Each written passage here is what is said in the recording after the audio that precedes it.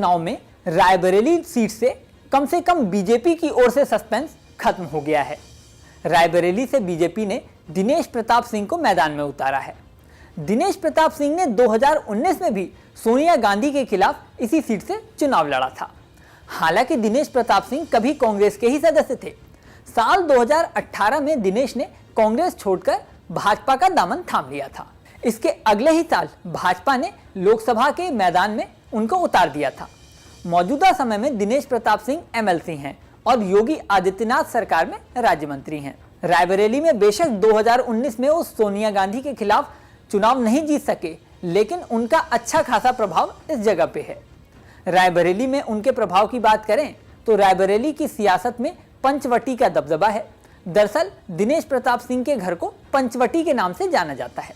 दिनेश प्रताप सिंह गांव गुनावर कमंगलपुर के रहने वाले हैं। रायबरेली की राजनीति में इस परिवार का खूब जबरदस्त वर्चस्व है। दिनेश प्रताप सिंह के परिवार और रिश्तेदारों में से ही ब्लॉक प्रमुख, जिला पंचायत अध्यक्ष, एमएलसी और विधायक रह चुके हैं।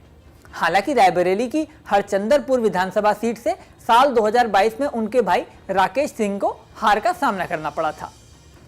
दिनेश प्रताप सिंह कभी सोनिया गांधी के बेहद करीबी भी माने जाते थे। पंचवटी का कांग्रेस में खूब दबदबा रहता था। यही वजह थी कि साल 2010 में दिनेश प्रताप सिंह पहली बार और 2016 में दूसरी बार कांग्रेस से एमएलसी भी बने। हालांकि 2018 में उन्होंने कांग्रेस छोड़ दी और भाजपा ज्वाइन कर ली। 2020 में भाजपा की टिकट पर एमएलसी का चुनाव जीता और योगी सरकार में मंत्री बने। दिनेश प्रताप सिंह कांग्रेस से 2010 में पहली बार और 2016 में दूसरी बार विधान परिषद के सदस्य चुने गए। 2010 में कांग्रेस छोड़कर बीजेपी का दामन थामा। साल 2022 में दिनेश बीजेपी के टिकट पर रिकॉर्ड मतों से जीतकर एमएलसी भी बन गए। पिछले करीब एक दशक से उनका परिवार रायबरेली की राजनीति के केंद्र में है। उनके अलावा उनके भाई और परिवार के सदस्य विधायक, ब्लॉक प्रमुख और जिला पंचायत अध्यक्ष जैसे पदों पर सेवा दे चुके हैं। बीजेपी की ओर से रायबरेली से उम्मीदवार बनाए जाने पर दिनेश प्रताप सिंह ने कहा, मैं देश को आश्वस्त करता हूं कि रायबरेली से नकली गांधी परिवार की विदाई तय है।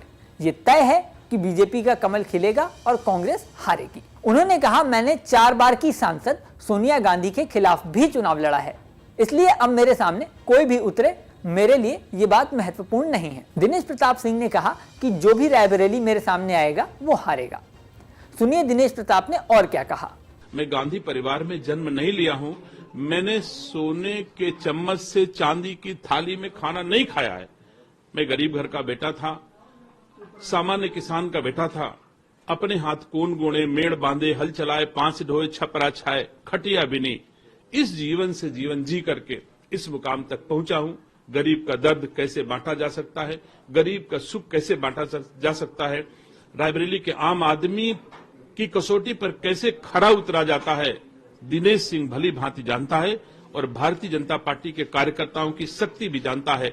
आज भारतीय जनता पार्टी का एक एक कार्यकर्ता गांव की गलियों में कमल खिलाने के लिए आतुर है और मैं भरोसा दिलाता हूं देश को, देश की जनता को कि रायबरेली से नकली गांधियों की विदाई तय है। बता दें कि रायबरेली में 5वें चरण में मतदान होगा। रायबरेली में साल 2004 से साल 2019 तक सोनिया गांधी लगातार 4 बार लोकसभा चुनाव जीत चुकी हैं।